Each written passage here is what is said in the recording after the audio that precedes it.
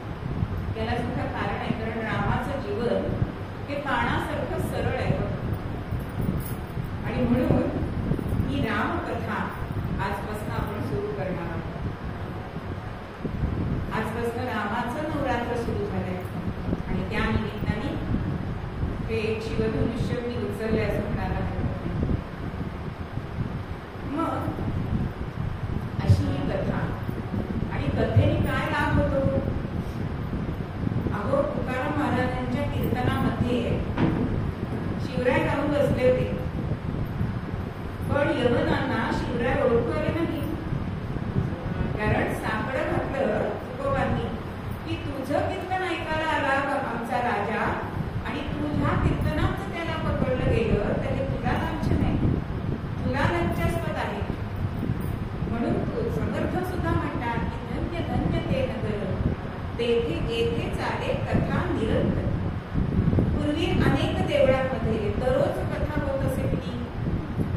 TV आला आणि कथा कीर्तन बंद झाली का? श्रोतृवर्ग मालिका बघत बसले अहो म्हणून. कारण कीर्तनामध्ये श्रोता असल्याशिवाय काय मजा. अशी ही रामकथा. म्हणून कीर्तनामध्ये जे आपण श्रवण करतो ते आपल्याला कधी ना कधीतरी उपयोगी पडतं.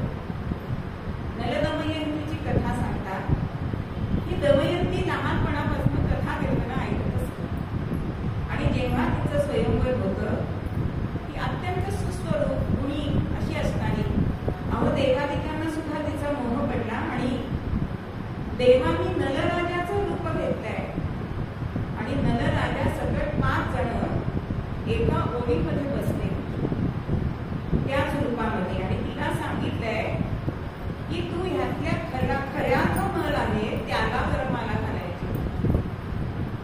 पण दंपती नाहीये कारण कथा कीर्तन ऐकले. कथेमध्ये ऐकलं होतं की देव जे असतात ते भूमीपासून अर्धा इंच वर चालतात. त्यांच्या गळ्यातली माळ सुकत नाही आणि अशी की तिने सगळी लावून बघितली आणि ह्याच्यातलं कुठला नर असेल हे ओळखलं आणि खऱ्याच नलाला तिने माळा घातली. कशामुळे झालं? लहानपणापासून कथा कीर्तन ऐकली. म्हणून कथा ह्या अत्यंत महत्वाच्या आहेत. कथा काय करतात हो? अगदी एक एक राजा होता आणि त्याला 4 मुलगे होते पण 4ही अज्ञानी होते. म्हणून त्यांनी अशी पैज लावली की माझ्या मुलांना शहाणं कोण करेल. आणि त्याच नगरातला विष्णू शर्मा नावाचा एक ब्राह्मण पुढे आलाय आणि तो म्हणतो की मी 6 महिन्यामध्ये तुमच्या मुलांना हुशार करतो. आणि 4ही मुलांना आपल्या बरोबर नेलंय आणि खरोखरच 6 महिन्यामध्ये ती शहाणी झाली मुलं. कशामुळे? अहो त्याच्यातनं पंचतंत्र ज्या लोक आहेत त्या त्यातून उत्पन्न झाल्या. प्राणी पक्ष्यांच्या कथा सांगून त्या मुलांना त्यांनी शहाणं केलं 6 महिने. म्हणून कथा ही मनावर परिणाम करून जाते. कुठेतरी ती खोल रुजते. अगदी काही तिने केलं नाही तरी सुद्धा जनरेशन गॅप तर कमी करते की नाही. आजी आणि नातवंड का कथेमुळे एकत्र येतात? त्याच्यामुळेच येतात. अगदी कितीही व्यवहारात साधं ससा आणि कासवाची गोष्ट आपल्याला आजही आवडते की नाही. टुनटुन चाललंय गोपड्या चाललंय गोपड्या टुनटुन म्हणजे एवढं तरी ती कथा नक्कीच काम करते. म्हणून कथा महत्वाची. मग ही तर कथा कशी आहे? कोणाची आहे? तर रामाची आहे. कारण राघवाची कथा पतित पावन. पतित म्हणजे पडलेला आणि त्याला जो उचलून घेतो त्याला पतित पावन म्हणतात आणि आमचे रामराय असे आहे. म्हणून ही कथा ही अत्यंत श्रेष्ठ दर्जाची सांगितली. मग रामकथा 3 आपल्याकडे जास्त कथा ऐकल्या जातात. एक म्हणजे रामकथा, दुसरी कृष्ण कथा आणि तिसरी शिवकथा. मग देवी भागवत वगैरे देवी पुराण वगैरे आपण ऐकायला जातो. तर रामकथा म्हणजे काय आहे त्या कथेमध्ये? तर सत्य आहे. कृष्ण कथेमध्ये काय आहे? तर प्रेम भावना. आणि शिवकथेमध्ये काय आहे? तर त्याच्यामध्ये करुणा आहे. म्हणून हे गुण आपल्यामध्ये यायला पाहिजे म्हणून कथा ऐकायला पाहिजे. मग अशा कथा आपण ऐकत ऐकत आपण लहानाचे मोठे झालेलो आहोत. आपल्या सुदैवाने आपल्या लहानपणी टीव्ही नव्हता. हे आपलं भाग्य आहे. मग अशा कथा ह्या ऐकायला आपण यायला पाहिजे. मग ही कथा आपल्याला काय सांगते? आपल्या संस्कृतीमध्ये असं सांगितलेलं आहे धर्मात काम मोक्षाणां उपदेश समीपतः पूर्ववृत्तं कथायुक्तं इतिहास प्रचक्षते. भगवान गोपाल कृष्ण महाराज की जय. अहो या कथा असतात. पूर्ववृत्तं कथायुक्तं. इतिहास म्हणजे काय?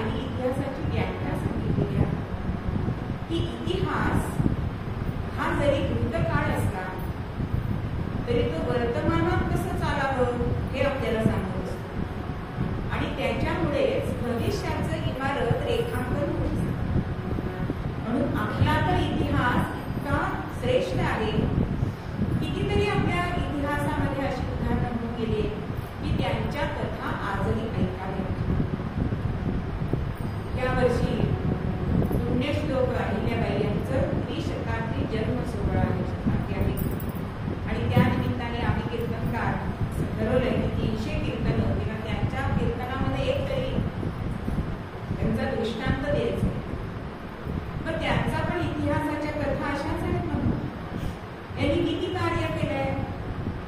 आणि त्या कार्यावरती म्हणजे अहिल्याबाईंनी आपल्या जीवनामध्ये आपलं स्त्रीधन म्हणजे किती होतं त्यांचं स्त्रीधन 16 कोटी त्या काळात 300 वर्षापूर्वी. पण ते त्यांनी स्वतःसाठी वापरलं का. आपण आपल्या स्त्रीधनांना आपल्यासाठी किती घेतो की नाही. पण अहिल्याबाईंनी या सगळे घाट बांधणं, मंदिरं बांधणं, पाणपोया बांधणं, धर्मशाळा बांधणं हे त्यातनं केलं. म्हणजे तोच इतिहास आजच्या पिढीपुढे उदाहरण झालेला आहे. आणि त्याच्यावरनं आपण पण काहीतरी शिकायचं आहे ना. इतिहास आपल्याला शिकवत असतो, ह्या कथा आपल्याला शिकवत असतात. मग आपल्या आज सगळ्या स्त्रिया जवळजवळ कमावत्या झाल्या. मग त्याच्यातनं एखाद्या विद्यार्थ्याची फी भरली तर आपण हा त्यांचा आदर्श धरला म्हणजे त्यांच्या कथेतनं आपण हे आपल्या जीवनामध्ये बाळगू शकतो, आचरण करू शकतो. अशी राघवाची कथा. म्हणून इतिहास हा आपला बघितलाच पाहिजे. पण आज आपलं दुर्दैव असं आलंय की आपला इतिहास आपल्या पुस्तकांमध्ये नाही. इंग्रजांचा इतिहास आहे, मुसलमानांचा इतिहास आहे, पण भारतीयांचा इतिहास नाही. आज आपल्याकडे असं सांगितलं जातं की शिवराय पळून गेले. असा इतिहास आहे का. मग हे आपण आपल्या मुलांना तरी घरी सांगायला पाहिजे. त्याच्यासाठी आपण इतिहास वाचला पाहिजे. म्हणून कथा ह्या रंजक पण असतात आणि तेवढ्याच प्रेरक सुद्धा असतात. म्हणून आपण ही कथा मनापासून ऐकायची असते. मग ती कथा कोण सांगतोय, कधी सांगतोय, कुठे सांगतोय, ह्या सगळ्या गोष्टी कळून आल्या. ही कथा ही महत्वाची आहे. कारण ती मनापासून सातत्याने जर ऐकली तर त्याचा परिणाम आपल्या मनावर खोलवर होत असतो. म्हणून ही कथा ऐकायची. आणि ही कथा आज आपण राघवाची कथा ऐकणार. मग आपल्या संस्कृतीमध्ये 3 राम होऊन गेले बघ. एक भार्गवराम, एक यादवराम आणि एक राघवराम. तिन्ही रामच आहेत. पण भार्गवराम हे कसे होते हो म्हणजे परशुराम. हे प्रखर सूर्याचं ऊन कसं असतं आपल्याला त्याच्याकडे बघवतं का. नाही बघवत.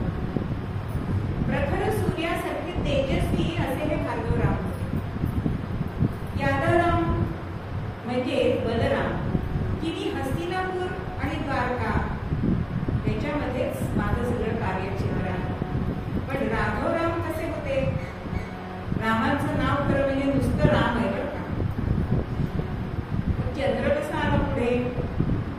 अहो त्यांचं व्यक्तिमत्वच असं आहे की त्यांच्याकडे पाहून स्त्री पुरुष आबाल वृद्ध ज्यांना मनाला शांती मिळते असे हे राघवराम आहे. मग चंद्राप्रमाणे शांती मिळते म्हणून त्यांना चंद्र हे बिरुद दिलेले आहे. म्हणून रामचंद्र असं नाव सांगितलं आहे. मग अशा ह्या राघवाची कथा ही अत्यंत श्रेष्ठ सांगितलेली आहे. म्हणून रामदास महाराज एका ठिकाणी म्हणतात राम राम राम राम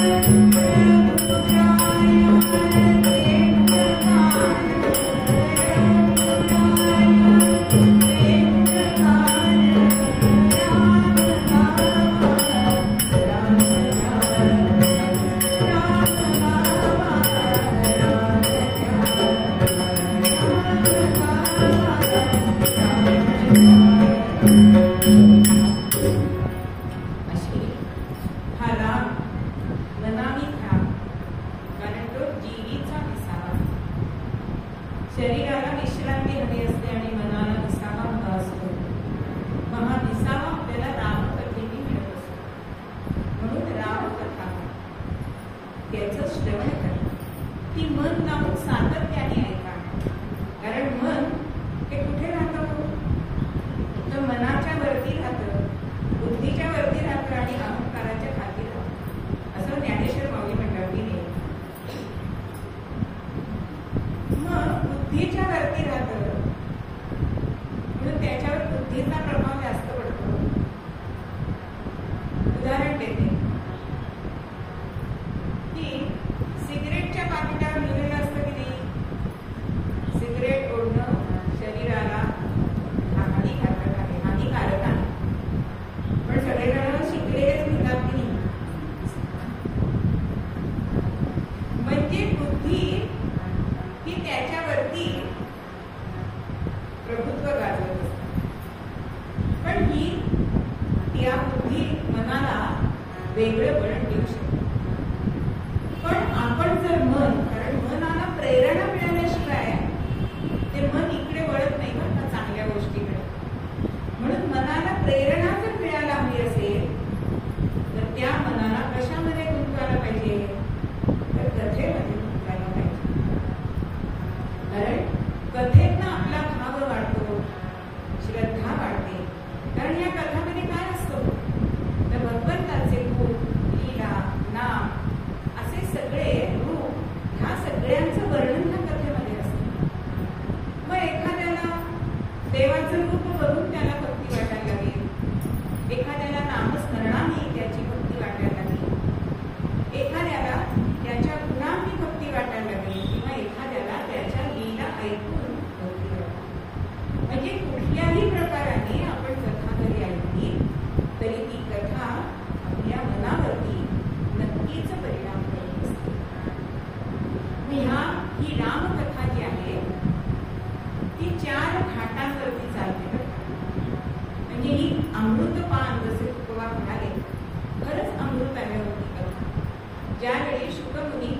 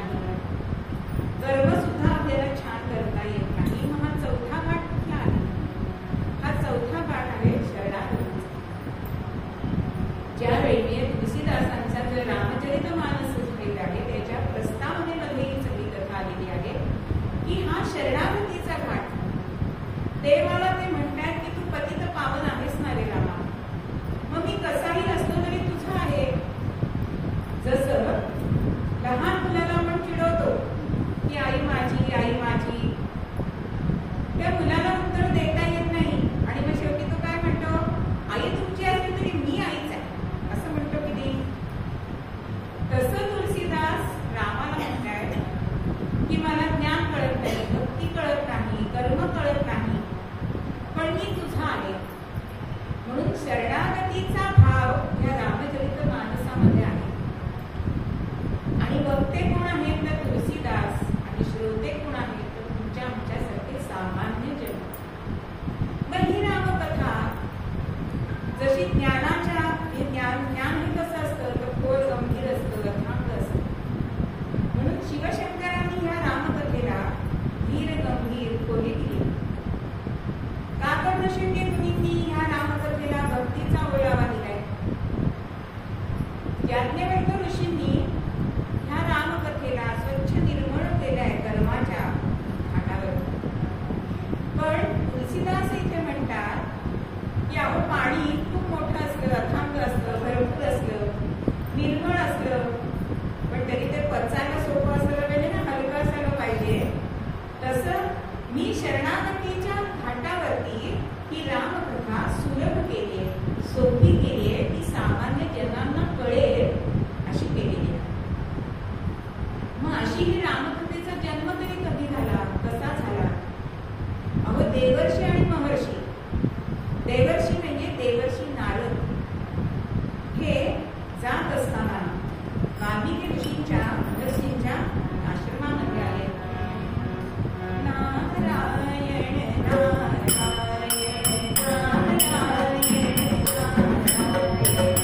नारायण नारायण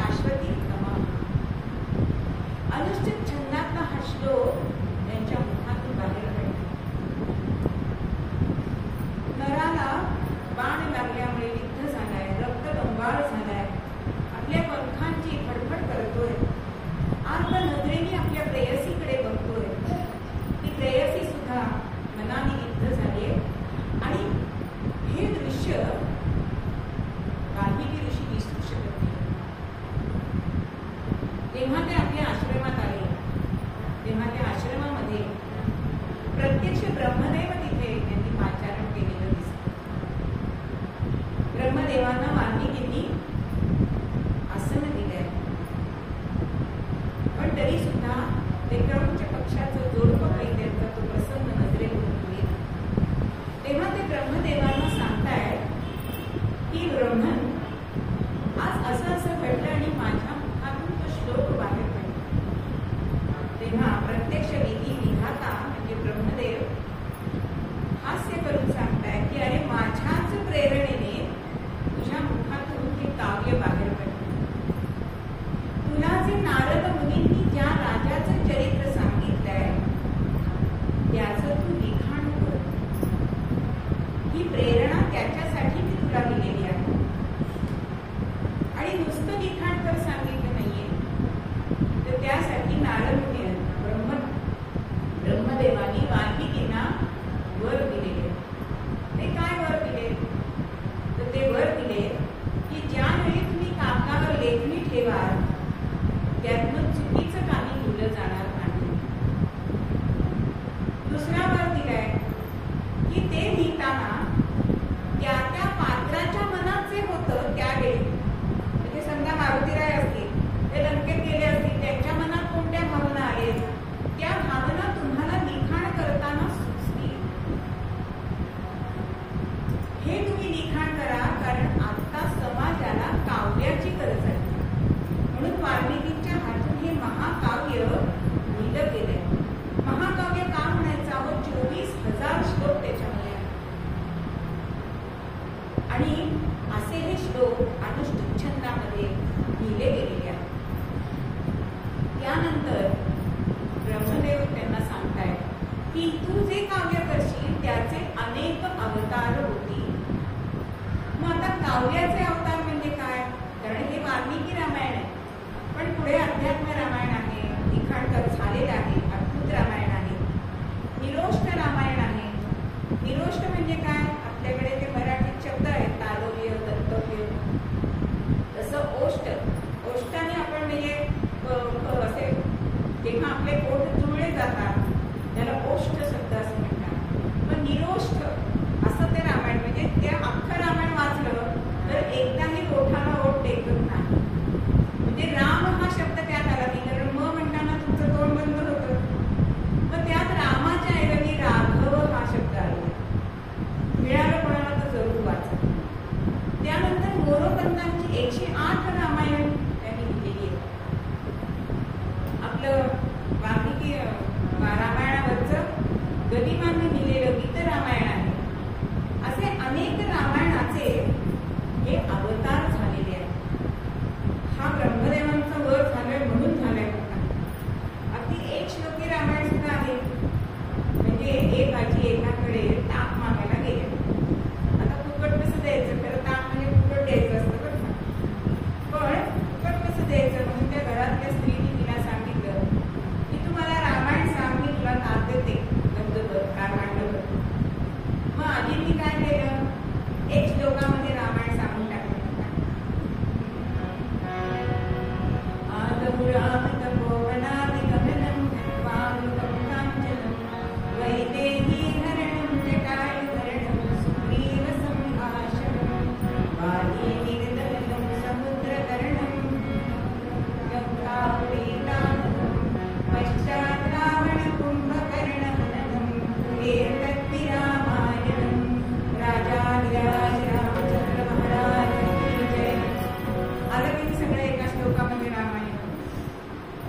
म्हणजे हा श्लोक आपण जरी म्हटला ना तरी आपण रामकथा पूर्ण वाचल्याचं पुण्य आपल्याला मिळतं. अशी ही रामकथा. आणि पुढच्या पिढ्यापर्यंत ही रामकथा आपलं फल देत राहील असा वर ब्रह्मदेवांनी वाल्मिकींना रामकथा लिहिण्याच्या भूमी दिलेल्या आणि ब्रह्मदेव निघून गेले. हा सगळा वृत्तांत कधी झालाय? तर ज्यावेळी ह्या गोष्ट घडली, कथा घडली, प्रसंग घडला, त्यावेळी सीतामाई वाल्मिकींच्याच आश्रमामध्ये होत्या.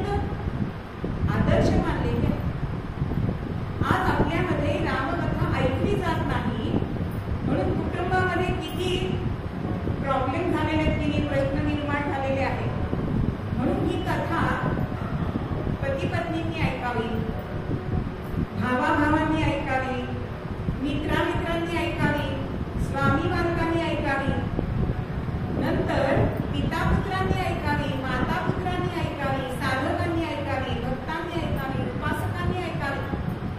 कारण ही रामकथा आपल्याला काहीतरी देऊनच जाते.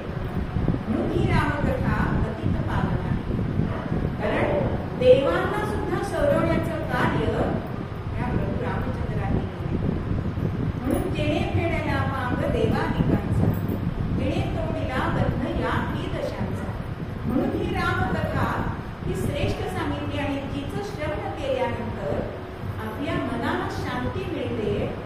म्हणून मूळ पद्यामध्ये आपल्याला समर्थ हेच सांगतात की राघवाची कथा पतित पावन. म्हणून आपण कितीही पतित असलो तरी सुद्धा हा राम आपल्याला तारून देणार आहे. ह्या विश्वासाने आपण ही कथा ऐकूया. म्हणून मूळ पद्यामध्ये आपल्याला समर्थ रामदास सांगतात,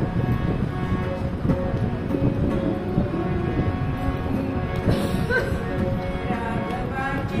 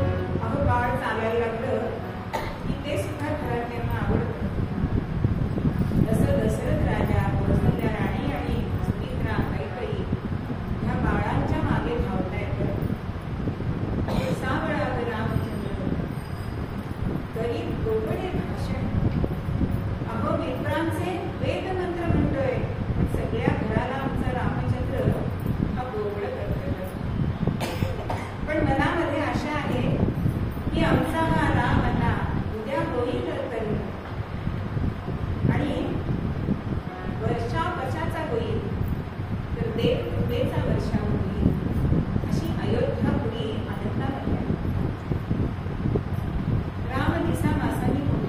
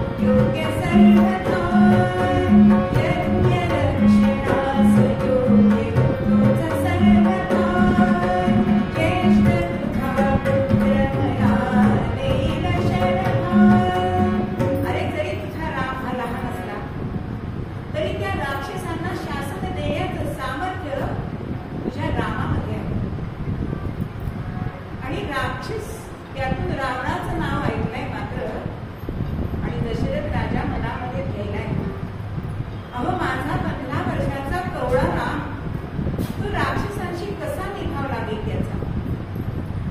हे मुनिवर त्याच्यापेक्षा मी आणि माझं सैन्य येतो. विश्वामित्र म्हणताय तू मला शब्द दिलास, माग माग म्हणालास म्हणून मी तुझ्याकडे मागितले, मला तू नकोस. आता हे म्हणण्यामागे काय कारण होतं. एकदा दशरथ वृद्ध झाला होता आणि शंभरासुराच्या युद्धामध्ये त्याचं सैन्य आणि तो ते राक्षसांना घ्यायला लागले होते. आणि तरुण पिढी ही अत्यंत चपळ असते, काहीही करायची तिची तयारी असते, म्हणून तरुण म्हणून राम मागितलाय. आता राम द्यायला दशरथ तयार नाही. आता अशी गोष्ट झाली की विश्वामित्र शाप देतात का काय. याच्यामध्ये रघुवंशाचे जे पुरोहित वशिष्ठ मुनी उभे राहिले. पुरोहित म्हणजे काय, नुसतं पूजापाणी करणारे नाही, अख्ख्या कुळाचं हित करणारे ते पुरोहित असतात बरं का. म्हणजे पूर्वी जसे फॅमिली डॉक्टर असायचे की नाही, सगळ्या घरादारांना तेच औषध द्यायचे, तसं सगळ्या घरादाराचं कल्याण चिंतणारे हे पुरोहित असतात. तसं दशरथ राजाला वशिष्ठ समजायला लागले की अरे तू तुझा राम 15 वर्षाचा म्हणतोयस, पण तो प्रत्यक्ष चूडामणी आहे. तुझ्या या भलत्या प्रेमाच्या मध्ये त्याला का अडवतोयस. वास्तविक पाहता वशिष्ठ आणि विश्वामित्रांचं यांचं वैर होतं बरं, पण राष्ट्राच्या उत्थानासाठी आपलं वैर सोडायचं असतं हे आपल्याला दिसतं, हे आपल्याला शिकायचं. दोन शिक्षक एकमेकांचा द्वेष करतात, पण विश्वामित्र आणि वशिष्ठ एकमेकांचा द्वेष करत नाही. आज बघा शाळेतले शिक्षक ट्युशन घेणाऱ्या मुलांना पास करतात किंवा ट्युशनचे शिक्षक शाळेतल्या शिक्षकांचा अपमान करतात, पण असं आपल्याला हे दिसत नाही. हे आपल्याला शिकायचंय रामकडे. आणि उलट दशरथाची समजूत घालताय. आणि त्यानंतर वशिष्ठ इथेच थांबले नाहीये, कारण जेव्हा हे कौसल्या मातेला कळलंय त्यावेळी कौसल्या सुद्धा घाबरली. मग म्हातारपणात झालेले हे पुत्र, त्यामुळे अजूनच जीव असतो. पण वशिष्ठ तिला बरोबर सांगताय, बायकांच्या मनाची वेग ते ओळखतायत बरं का. ते म्हणताय तू रामाला पाठव, तू रामाला पाठवलं तर सुनमुख बघायला मिळणार, जाणार आहे तुला. सुनमुख म्हटल्यानंतर मात्र अत्यंत आनंद झालाय. आणि ती म्हणते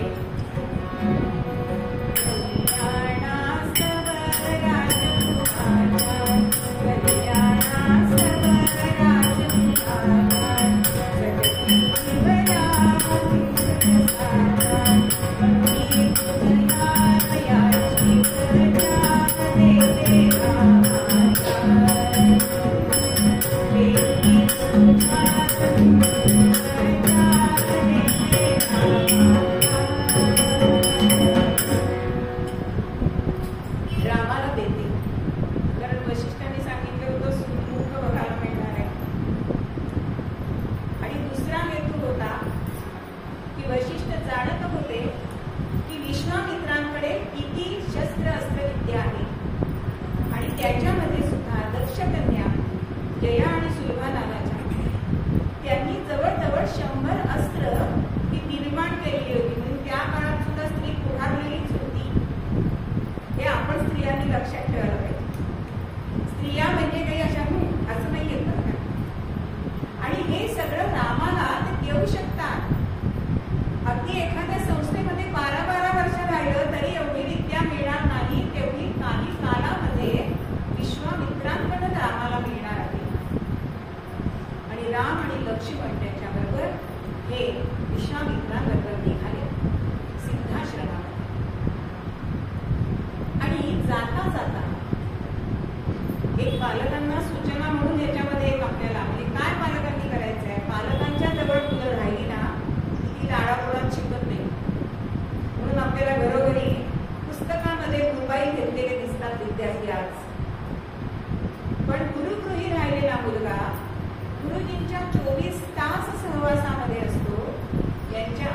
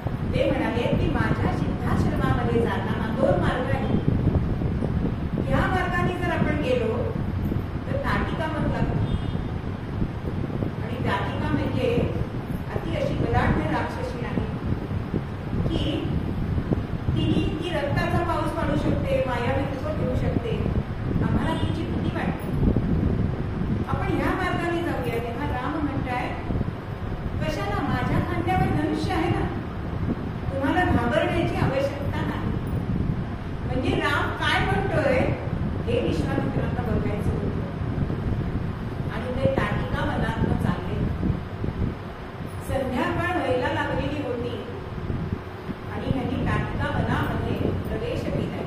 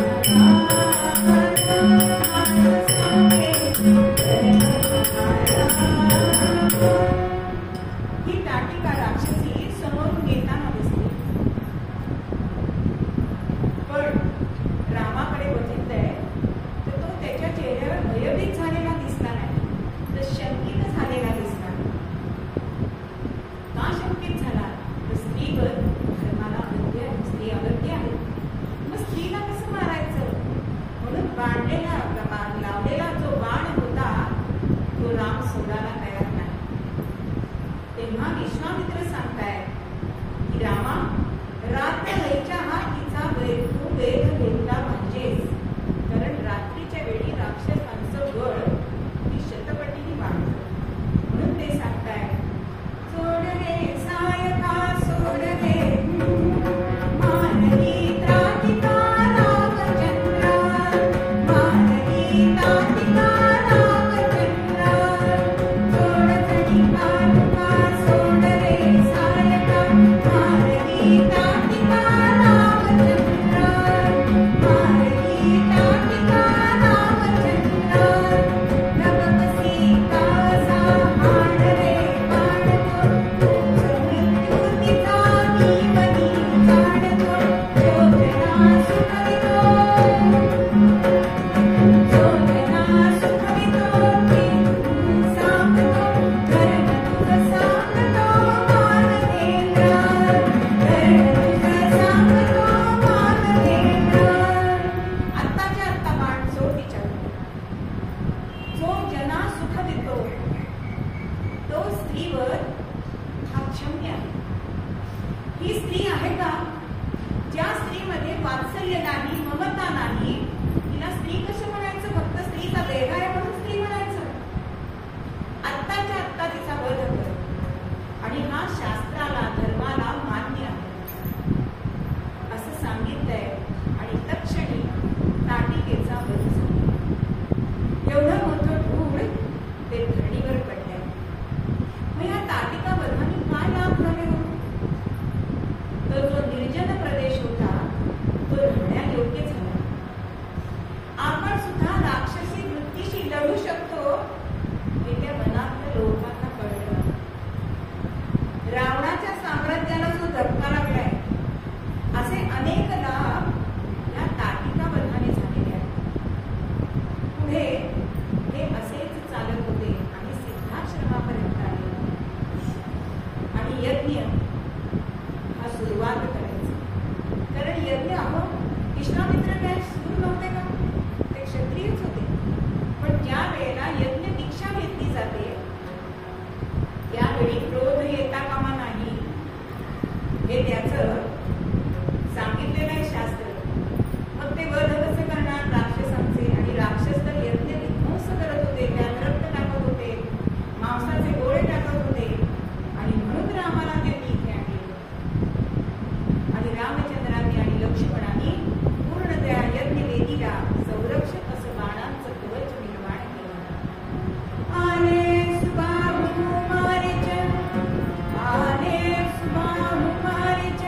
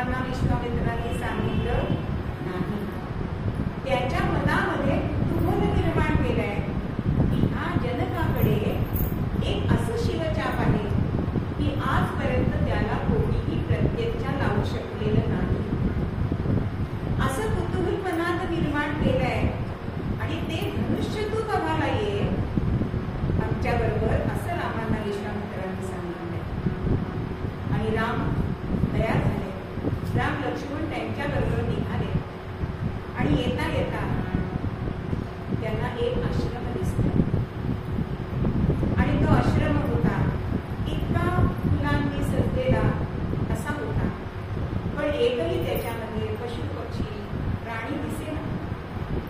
म्हणून राम ऋषीवरांना म्हणजे विश्वामित्रांना विचारताय की हे काय गूढ आहे, हे मला कळत नाही, आपण सांगाल का? आणि म्हणून त्यांनी तो आश्रम होता गौतम ऋषींचा आणि अहिल्या तिचा होता. आणि रामाला ती सगळी कथा ही विश्वामित्रांनी कथन केली. ती कथा सगळ्यांना माहिती आहे म्हणून मी जास्त सांगणार नाही. आणि रामांनी तिथे आले आणि त्यांची चरण धूळ एका शिळेवरती पडली आणि त्या शिळेतून एक स्त्री प्रकट झाली आणि ती म्हणजे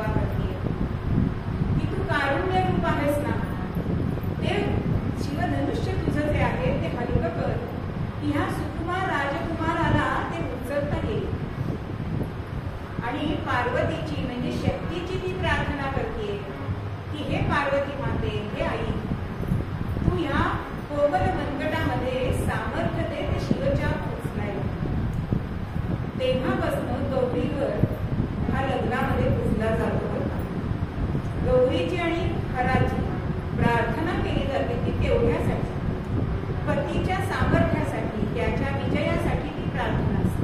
जी पहिली सीतामाईंनी केलेली आहे.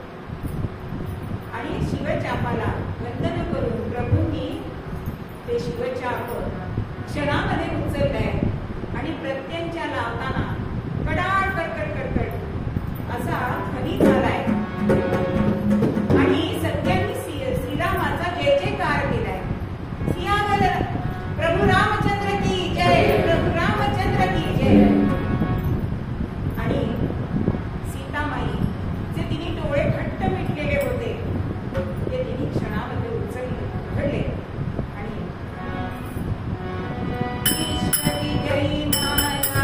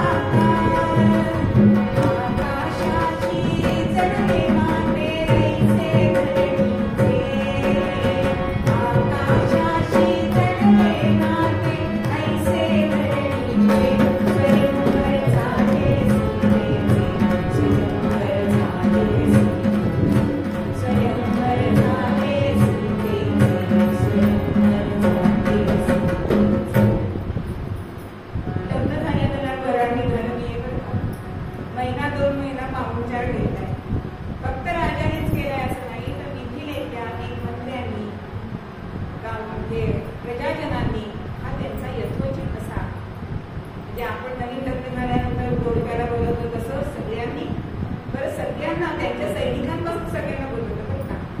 आज आपल्याला एक मनुष्य जेवायला घराचं तरी पुढे पडलं का हे करायचंय, मागून घेतो आपण पटतंय बरं काही.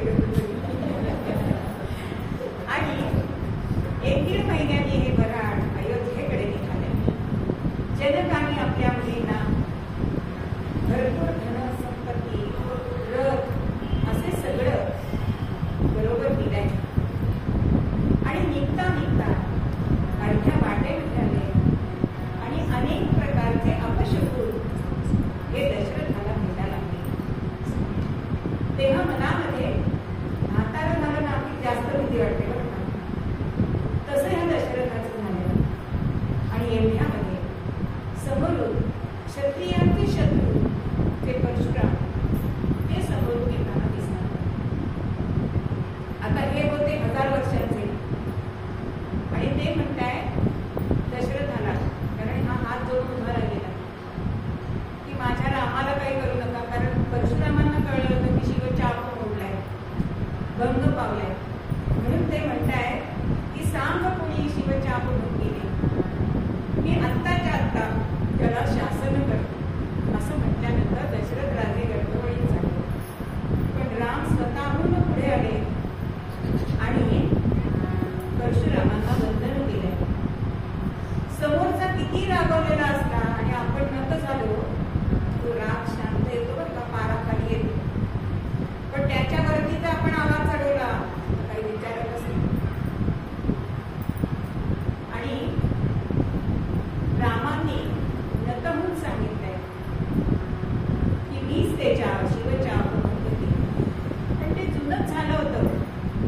तू एवढा पराक्रमी आहेस तर माझ्या खांद्यावरचं जे वैष्णव धनुष्य आहे त्याला प्रत्यंच्या लावून टाकू, तर मी तुझा पराक्रम मान्य करीन. असं परशुरामांनी सांगितलं आणि खांद्यातलं वैष्णव चाप त्यांनी काढलंय. पण जसं लहान लेकरू आपण कितीही फिरवून आणलं पण ते आईजवळ जाताना झेपावलं की नाही, तसं हे धनुष्य रामांकडे झेपावलंय बरं का. ते विष्णूचाच अवतार होते ना, म्हणून ते चाप विष्णूकडे झेपावलं एखाद्या लहान मुलासाठी. आणि त्याच धनुष्याला बाण लावताय आणि तेव्हा नजरानजर झालीये. अहो दोघेही सूर्यच होते, पण एक मावळतीचा सूर्य होता आणि एक दयाचलीचा सूर्य होता. मग आपल्याला कुठला सूर्य आवडतो? उगवणारा सूर्य आवडतो. आणि मग नजरानजर झाली आणि परशुरामांनी जाणलंय की आता आपलं कार्य संपलंय. आता पुढची धुरा घेणारा विष्णूचा अवतार झालेला आहे. कारण हृदयाकडे बघितल्यानंतर जाणलंय आणि तिथेच रामांना आलिंगन दिलंय, गाढ आलिंगन दिलंय आणि घराच्या पर्वतावरती तपश्चर्येला निघून गेले. आणि सगळेजण हे सगळं वऱ्हाड हे अयोध्यामध्ये आलंय आणि अयोध्या अजून त्याच आनंदामध्ये आहे. अशी ही रामकथा पतितांना पावन करणारी आहे. असं हे बालकांडाचं चरित्र हे संत आहे. आणि मूळ पद्यामध्ये ही रामकथा कशी पतित पावन आहे हेच आपल्याला समर्थ सांगतात.